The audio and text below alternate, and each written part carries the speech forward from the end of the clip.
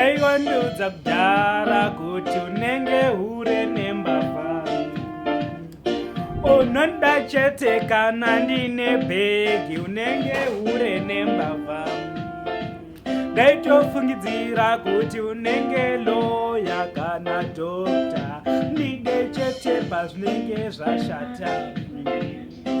Haundide kana nsina problem, unenge loya kana dokta. Kusaziva unenge mbavha nehure, baby zvizvawakaita.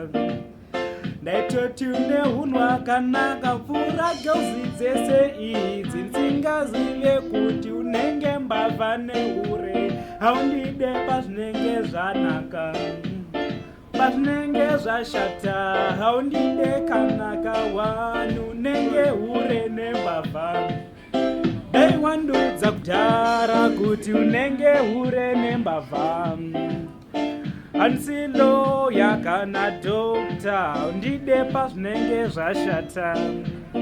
Ndaivandudza kudhara kuti unondida pazvinenge zvashata.